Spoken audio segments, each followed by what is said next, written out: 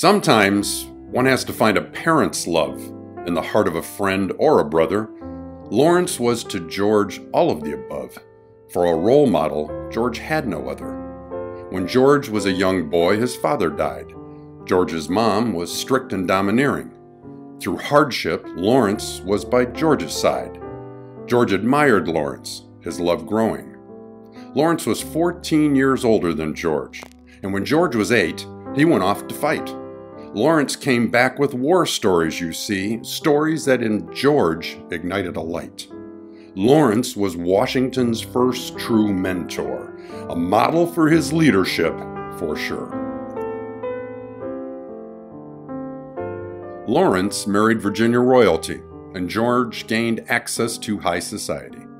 Lawrence had success and worked joyfully. George grew to want such notoriety. For a while, all was well with both men.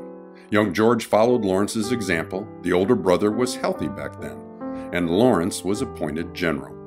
At 34, Lawrence's health failed him. George tried to help, but Lawrence passed away. Once again, George felt alone without him. In his life, George honored his memory. Lawrence was George's father and brother. Never the same would George love another.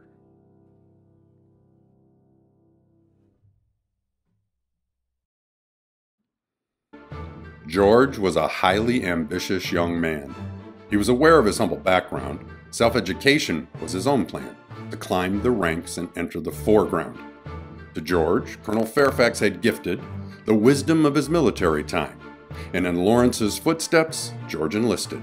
Through the army, the ladder he would climb. When Lawrence died, he gained a commission. Soon the French and Indian War began. To be an officer was his mission, the ultimate goal of a British man. In the end, George did Britain disappoint. In Washington's life, this was a moot point.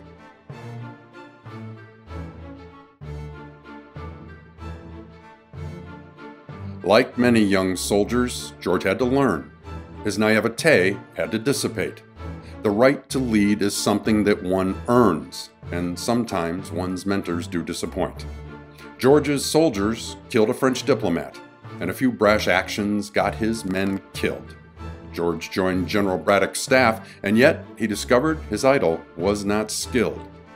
After Braddock's disgrace and surrender, George ended his career as a soldier. Disillusion in George the war rendered. This stayed with George until he was older. George's experience with Braddock changed him. A better leader was born within him.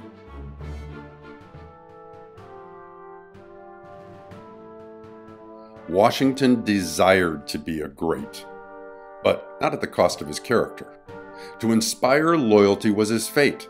His army would be a competitor. His style was not to lead with ideals. The nation's interests were above his own. He led his men through difficult ordeals. He taught discipline and would send men home. Washington did face impossible odds. His leadership was easy to respect. That is why his army won against all odds. Through their efforts, a nation did connect. He was not a savior, but a leader. Compared to him, many others seem meager.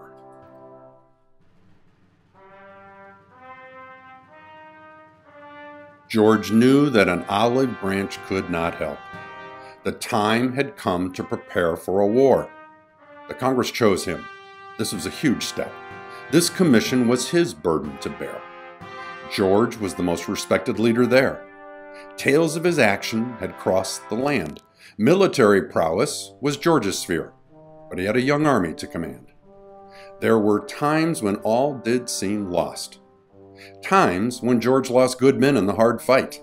Times when, frustrated, George watched his men starve.